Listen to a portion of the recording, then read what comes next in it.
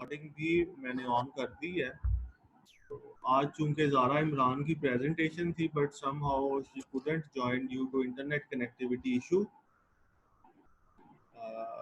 So we will continue our lecture and we will start a new topic in your syllabus. In fact, this is a new section of your syllabus, not a new topic, because you have all studied various topics of biomechanics of lower extremity, the introduction and upper extremity. Now you will get to know about the other section of your syllabus, that is the ergonomics.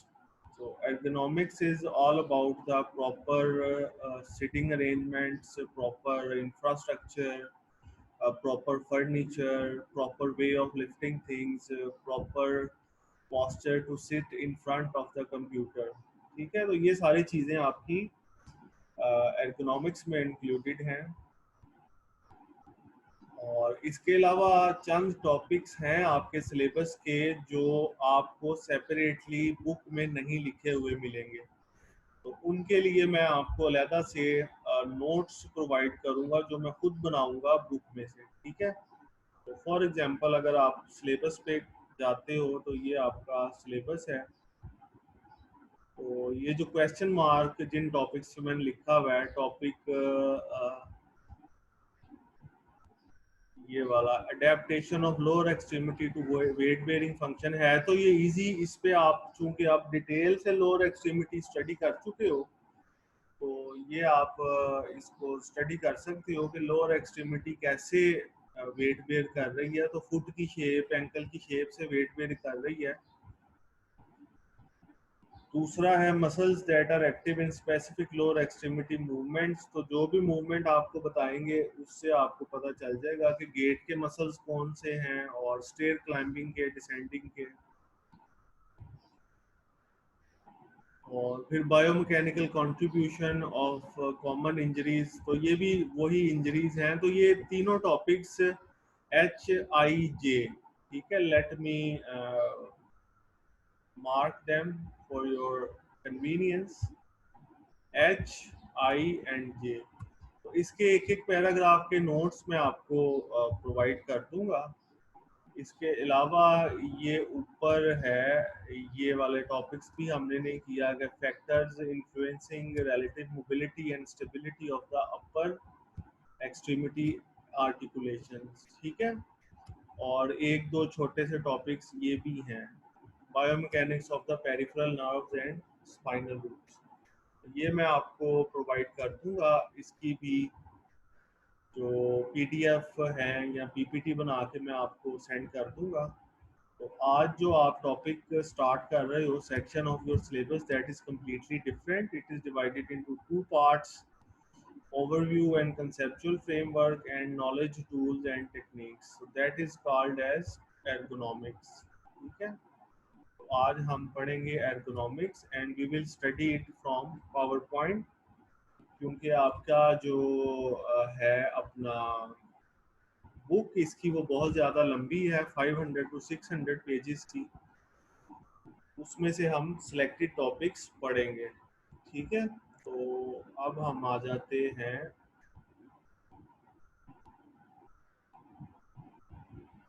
Power point पे, ergonomics पे। और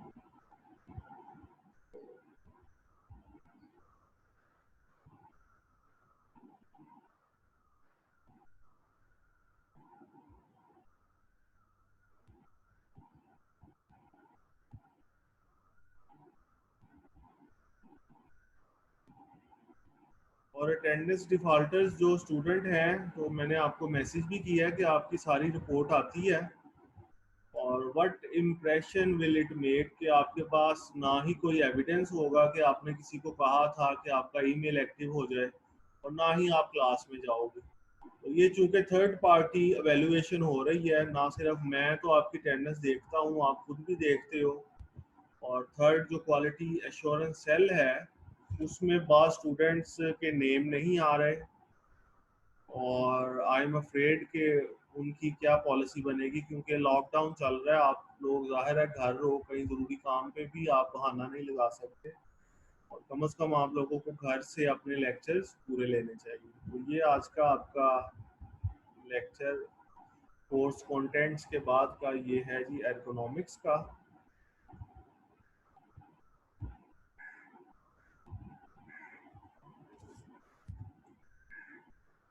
तो ये है जी introduction है पहले में, a client centered framework for the therapist in ergonomics, and number third is the macroeconomics. These are your course contents for today's lecture, and yes, this is the introduction। ठीक है, इंट्रोडक्शन में क्या हुआ कि आपका जो फिजियोथेरेपी का field है वो भी रिकग्नाइज हुआ आफ्टर वर्ल्ड वॉर 2। ठीक है, जब डॉक्टर्स ने, नर्सेज ने और अदर हेल्थ केयर प्रोफेशनल्स ने देखा कि पेशेंट सर्जरी के बाद बेड रिडन हो जाते हैं, या वूंड इंजरी हो जाती है, या गन शॉट इंजरी या वार वूंड्स लग जाते हैं तो बेड रिडन हो जाते हैं, और due to inactive pattern of disease के वो अपने आप को एक्टिव नहीं रख सकते, उनमें इम्यूनिटी कॉम्प्रोमाइज हो जाती है और उनमें डिजीजेस के चांसेस बढ़ जाते हैं। तो फिर एक ऐसे प्रोफेशनल की तलाश थी कि जो उनको एक्टिव रखे। तो फिजियोथेरेपी पहले ही एज अ प्रोफेशन इंट्रोड्यूस हो चुका था, लेकिन वर्ल्ड वॉर 2 के बाद इसकी स्पेशल इम्पोर्टेंस पूरी दुनिया को पता चली कि पेशेंट्स को एक्टिव करके back to the normal life लेकर आना है, और उसके लिए थेरेपिस्ट आए सामने, और थेरेपिस्ट के साथ साथ वो प्रोफेशनल आए जिन्होंने स्पेशल किस्म का फर्नीचर अरेंज करना था इस किस्म की पॉपुलेशन के लिए। तो उनके लिए फिर एर्गोनॉमिस्ट जो हैं वो सामने आए, और इसके अलावा पूरी की पूरी एक रीहैब टीम का ये रोल होता है, जिसमें फिजियोलॉजिस्ट आ जाते हैं, साइकोलॉजिस्ट आ जाते हैं, एंथ्रोपोलॉजिस्ट आ जाते हैं, डॉक्टर्स, इंजीनियर, तो ये सारे आ जाते हैं। तो ये आपका है जी एर्गोनॉमिक्स का बेसिक फ्रेमवर्क। नंबर 1 पॉइंट है इसमें कि आईज आपका लेवल पे होनी चाहिए with the computer screen, hands और एल्बो भी लेवल पे होने चाहिए with table. Number 3 body to chair position 90 का एंगल या 90 से थोड़ा ज़्यादा एंगल बनना चाहिए, और पाँव आपके फ्लोर पे होने चाहिए। ये एडजस्टेबल चेयर है, इससे आपकी जो टांग है वो सुन नहीं होती। ठीक है, तो ये वही है class impact of war. This is just for knowledge what I gave you, and this is not required for the examination point of view. फिर आप ये भी पूछ सकते हैं जी अगर एग्जामिनेशन पॉइंट ऑफ व्यू से रिक्वायर्ड नहीं है तो फिर आपने लिखा क्यों? तो लिखा इसलिए है कि हर चीज़ एग्जाम से ही रिलेट नहीं की जाती, बाज़ हिस्ट्री भी होती है और बाज़ प्रैक्टिकल अप्रोच भी होती है। तो ये ज़्यादा आपको इन चीज़ों का पता होना चाहिए।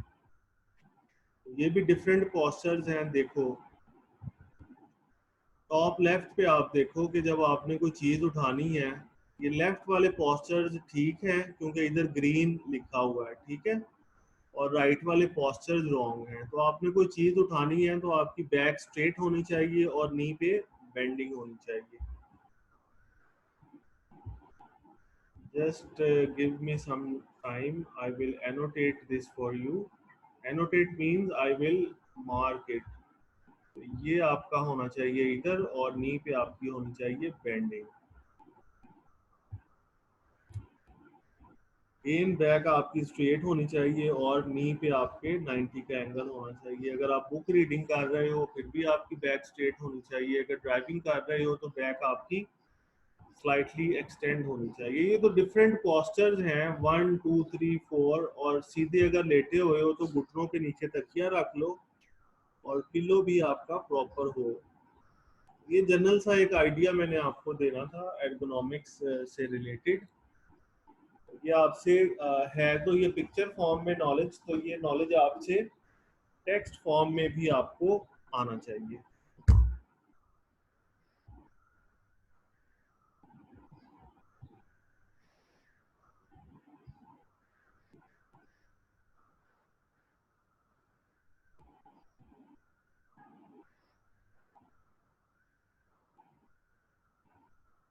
वर्ड का ओरिजिन सिंपल एज दैट, ठीक है। Ergo mean work and nomos mean laws, ठीक है। लॉज गवर्निंग वर्क मीन्स के कौन से ऐसे प्रिंसिपल्स हैं जिन पे काम करके, जिनको समझ के आप अपनी प्रोडक्टिविटी इंक्रीज कर सकते हैं, आप अपना जो वर्क पैटर्न है, वर्क बिहेवियर है, आप उसको इंक्रीज कर सकते हैं, ठीक है। तो एर्गोनॉमिक्स की डेफिनेशन हो गई कि study, a science that studies the design, aims to design appliances, technical systems and tasks in such a way as to improve human safety, health, comfort and performance। ये चार कीवर्ड्स याद रखा करो और बेसिक कॉन्सेप्ट याद रखा करो।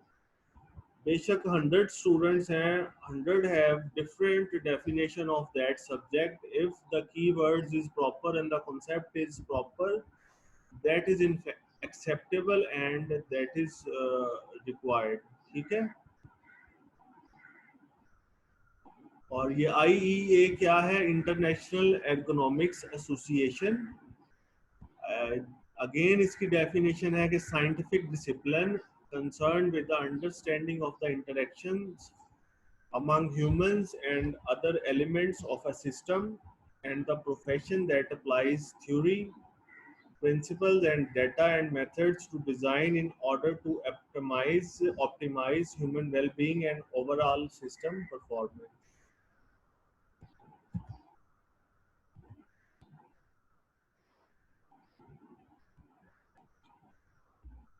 किसी फैक्ट्री वर्कर है, कोई मिल वर्कर है, कोई कारखाने में काम कर रहा है, या कोई हाउसवाइफ है, या कोई ड्राइव कर रहा है, अगर उसको प्रॉपर फर्नीचर का पता है, प्रॉपर अपने पॉस्चर का पता है, तो उसकी प्रोडक्टिविटी इंक्रीज हो जाएगी और वो हेल्दी लाइफस्टाइल में आ जाएगा।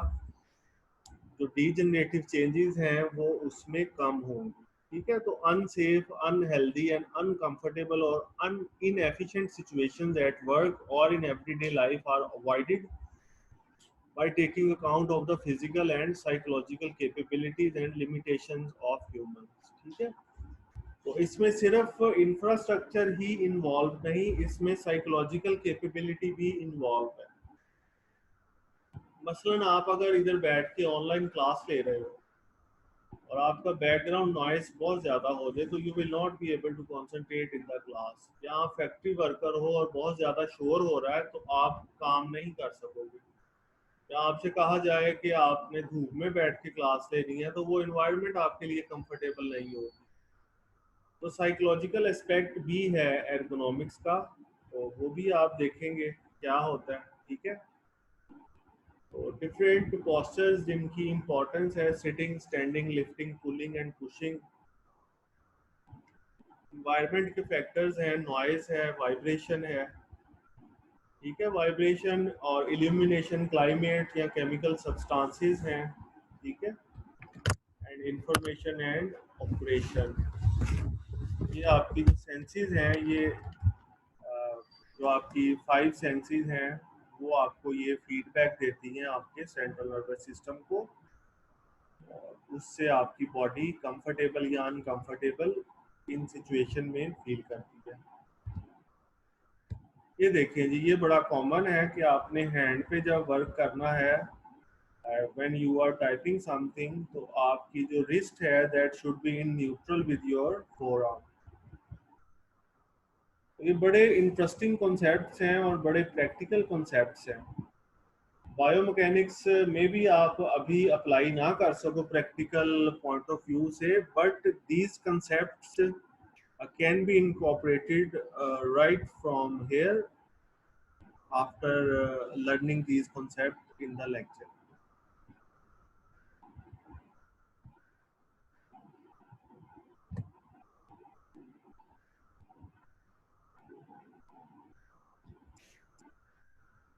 तो इसमें एंथ्रोपोमेट्री भी आ जाएगी और इंफॉर्मेशन टेक्नोलॉजी सिस्टम भी आ जाएगा, इंजीनियर्स भी आ जाएंगे और फिर डॉक्टर्स भी आ जाएंगे, ठीक है।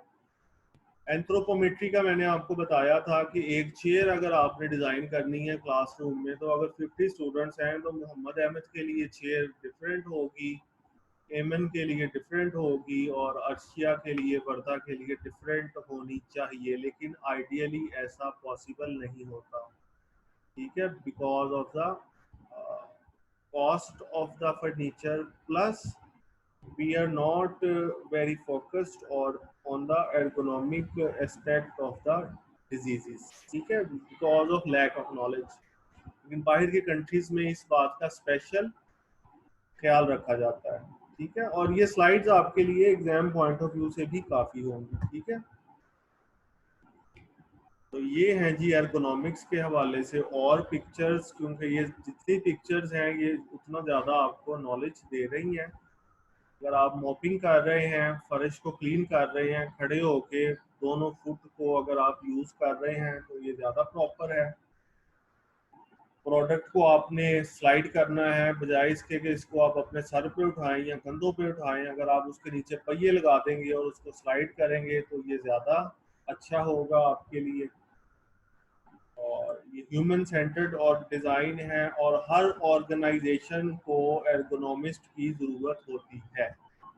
मतलब आपकी यूएमटी को ऑर्गेनॉमिस्ट की ज़रूरत है फर्नीचर डिज़ाइनिंग के हवाले से, और जो टीचर्स की सिटिंग है उसके हवाले से। ठीक है, अगेन कंट्रीब्यूशन आ जाएगी, तो लेक्चर को ज़्यादा प्रोलॉन्ग करने की बजाय तो जो पॉइंट्स में रिपीट कर देता हूँ तो उसको मैं बार बार रेपिटेशन में नहीं रखना चाहता। तो ये वही है कि एर्गोनॉमिक्स का क्या कंट्रीब्यूशन है डेली लाइफ में, मस्कुलोस्केलेटल इंजरीज को प्रिवेंट करना। ठीक है, मस्कुलोस्केलेटल इंजरी, ये चूंकि वर्ड शायद स्लाइड में नहीं लिखा हुआ तो I am writing this for you. Musculoskeletal injury prevention, that is a very important role of ergonomics। ठीक है, और then there is psychological well-being।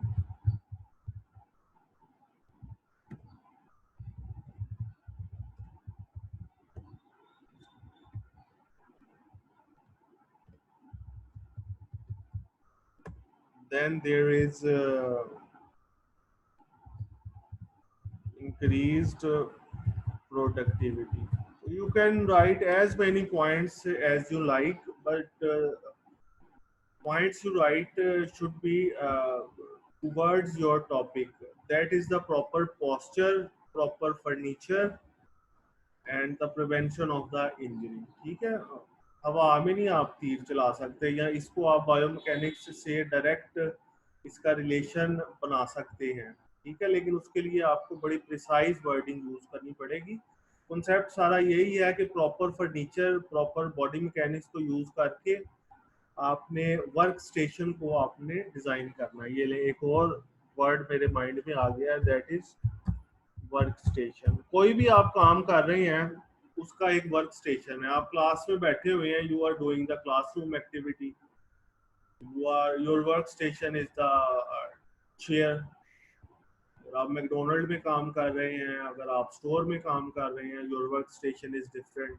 और ड्राइविंग कर रहे हैं तो ड्राइविंग का वर्क स्टेशन डिफरेंट है। कोई भी आप काम कर रहे हैं तो वर्क स्टेशन को एनालाइज करना है, और इसके बाद आपने बॉडी की जो रेस्टिंग पोजीशंस हैं उनको एनालाइज करना है, उनको समझना है, और उसके अकॉर्डिंगली आपने रिकमेंडेशंस बनानी है।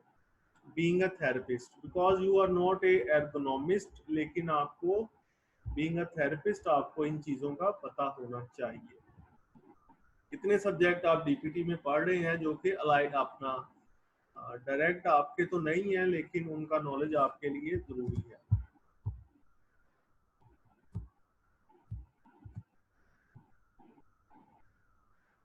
ये भी वही चीज़ है, एर्गोनॉमिक्स एंड ह्यूमैनिटी। जब से ये सब्जेक्ट इंट्रोड्यूस हुआ है, जब से ये कॉन्सेप्ट इंट्रोड्यूस हुआ है, तो इससे आपके जो लाइफ है उसमें काफ़ी ज़्यादा ईज आ गई है। ठीक है,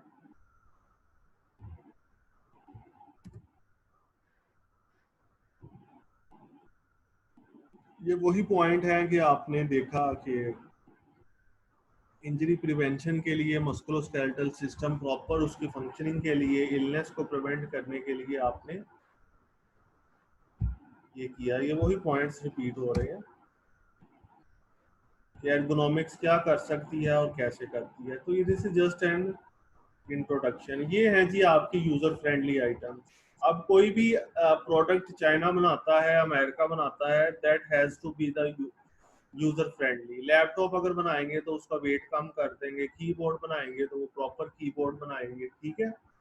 गाड़ियां इस तरह की डिजाइन करेंगे कि पावर स्टेयरिंग है, सीटिंग कंफर्टेबल है। तो सारी की सारी प्रोडक्ट यूजर फ्रेंडली रेंज में लाने के लिए उनको एर्गोनॉमिक्स के नॉलेज की जरूरत पड़ती है।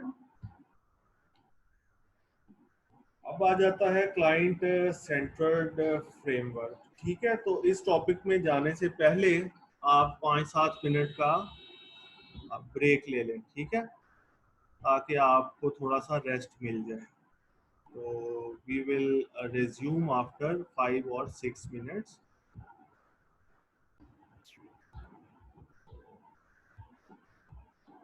क्लाइंट सेंटर्ड फ्रेमवर्क ये होता है कि आपने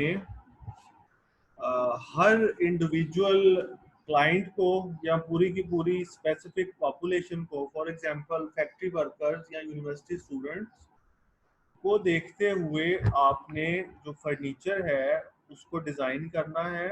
और ना सिर्फ आपने फर्नीचर को डिज़ाइन करना है, आपने उनको प्रॉपर वर्किंग पोस्चर को के बारे में भी उनको आपने बताना है।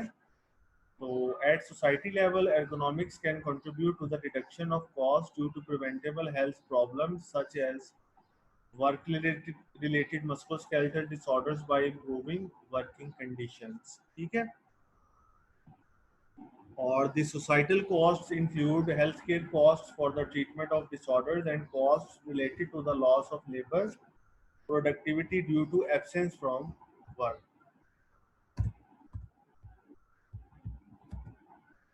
तो ये देखें जी at company level, with ergonomically designed production processes, a company can increase human performance in terms of productivity, quality, and can realize important cost reductions. Furthermore, with economically designed product, a company can deliver benefits to its customers which exceed those of competing products। ठीक है। तो इसमें आपने देखना है कि ना सिर्फ वर्कर्स को इससे फायदा होता है एर्गोनॉमिक्स के नॉलेज से, बल्कि जो कंज्यूमर्स हैं, जो फैक्ट्री वर्कर्स जो प्रोडक्ट बना रहे हैं उसके कंज्यूमर्स को भी फायदा होता है, ठीक है। और इसके साथ आपका इकोनॉमिकल प्रिंसिपल भी इसके साथ रिलेटेड है कि जाहिर है कि अगर आपके वर्कर्स कम इंजर होंगे तो जो कॉस्ट है डिजीज की वो कम आएगी।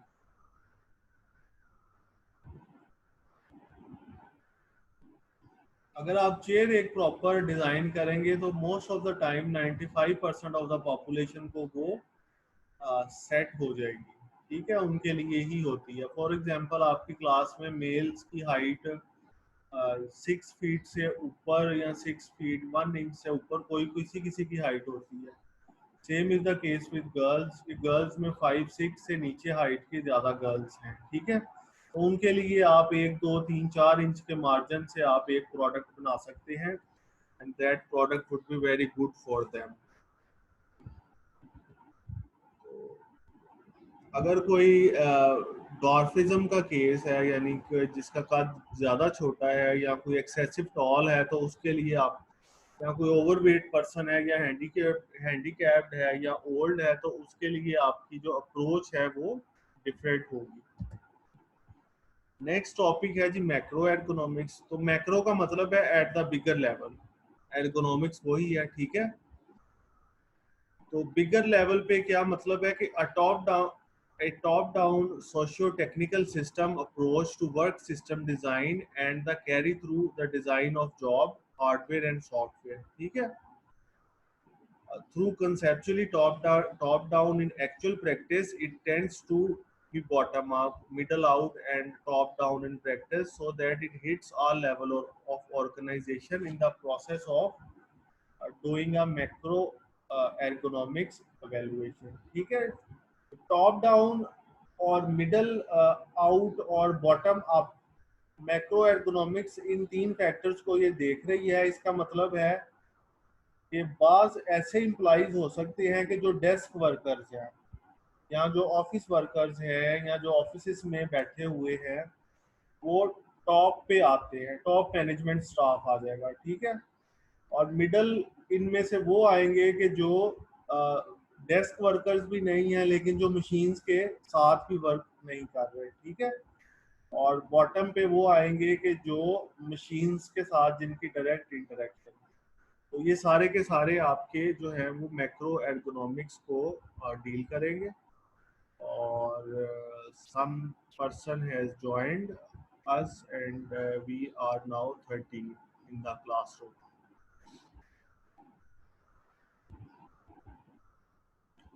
तो मैक्रो इकोनॉमिक्स का मतलब है कि आपने एक ऑर्गेनाइजेशन में आपने डिफरेंट लेवल्स पे एनालिसिस करना है कि कौन बंदा क्या काम कर रहा है।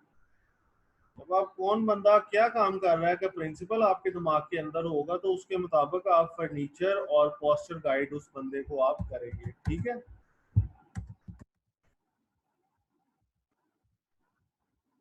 फॉर एग्जाम्पल ये बंदा है, ये जो वर्कर है, अब आप देख सकते हो कि इसकी क्या पोजीशन है। फर्स्ट ऑफ ऑल इसने एक जैकेट पहनी हुई है जो कि इसको शॉक से, इलेक्ट्रिक शॉक से या हीट शॉक से इसको बचा रही है। ये मिल्क प्रोडक्शन प्लांट है, ठीक है। तो इसमें ये येलो कलर की और इसको प्रॉपर ये रेलिंग प्रोवाइड की गई है जहाँ से ये सुपरवाइज कर रहा है अपने मशीन, अपनी मशीन्स को या अपनी पार्ट ऑफ मशीन्स को जो इसकी ड्यूटी है। तो ये वर्क स्टेशन इसका बना हुआ है, ठीक है। और macro ergonomic program is more proactive holistic approach by preventing workplace injuries, ठीक है। Allow for a more sustained buy in from all stakeholders. जब आप सारी ऑर्गेनाइजेशन को इसमें इन्वॉल्व करोगे तो इसमें ज़्यादा अच्छा जो आएगी आपके पास जो रिपोर्ट है वो ज़्यादा रिफाइंड आपके पास पूरी ऑर्गेनाइजेशन की रिपोर्ट आएगी और उसके साथ आपको ज़्यादा अच्छा जो फीडबैक है वो मिलेगा, ठीक है। तो ये मैक्रो एर्गोनॉमिक्स की एक और है कि इसमें आप ऑल लेवल पे देख रहे हो, एनवायरनमेंट भी देख रहे हो, सब सिस्टम भी देख रहे हो, इंटरनल एनवायरनमेंट भी देख रहे हो। ज़्यादा फैक्ट्री अंदर से तो गर्म नहीं, टेक्निकल सब सिस्टम भी तो देख रहे हो कि मशीन को ऑपरेट करने के लिए हैंड पोजीशन क्या होनी चाहिए और चीज़ें क्या होनी चाहिए, ठीक है। तो ये सारी चीज़ें हैं इसमें।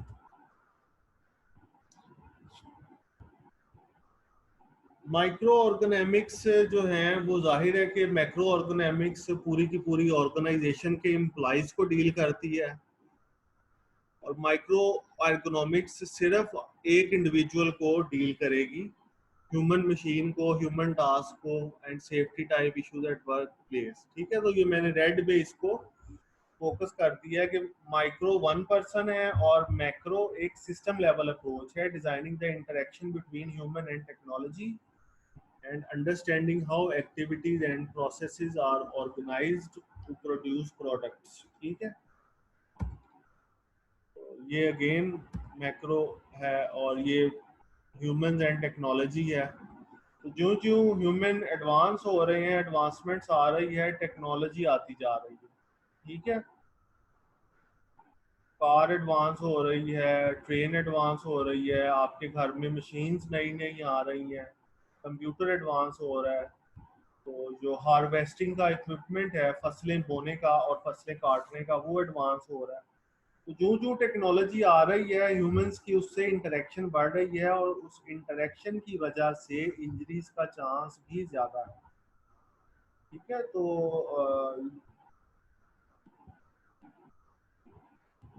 इस चांस को प्रिवेंट करने के लिए आपको एर्गोनॉमिक्स की ज़रूरत पड़ती है।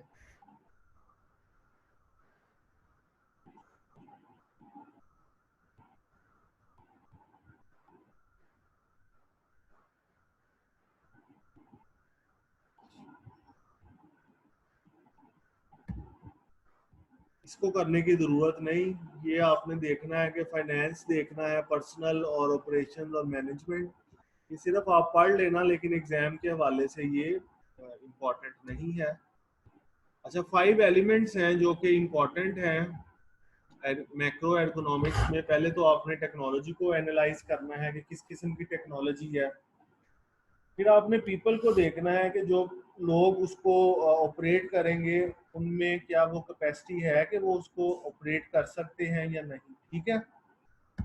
और ये देखें जी, ये फिट इंडिविजुअल है, अपनी हाइट के मुताबिक ये एक मशीन को ऑपरेट कर रहा है, ठीक है। तो ये अमेरिकन बेस्ड पिक्चर है। तो चाइना में, अमेरिका में जितनी प्रोडक्ट्स लॉन्च होती हैं, डेयरी प्रोडक्ट्स हो गई, खाने पीने का जितनी आइटम्स है, मैकडोनल्ड है, जो भी है, तो वो सारी की सारी एर्गोनॉमिकली डिज़ाइंड प्रोडक्ट्स हैं और वर्क स्टेशन एर्गोनॉमिकली डिज़ाइंड है।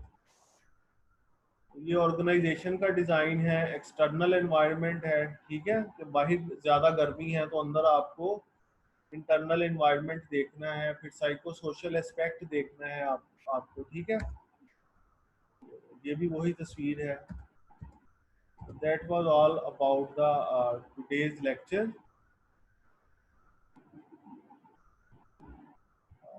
एंड वी हैव 13 स्टूडेंट्स, ठीक है। अगेन अगर आप में से कोई एब्सेंट है वो अपना ईमेल एड्रेस एक्टिवेट करवाए, अदरवाइज यू विल सफ़र, क्योंकि ये सारी एक्टिविटी मैं आपको नहीं देख रहा, ये आपको क्वालिटी एश्योरेंस सेल में ये आपकी जो अटेंडेंस है ये उधर से होके जाती है।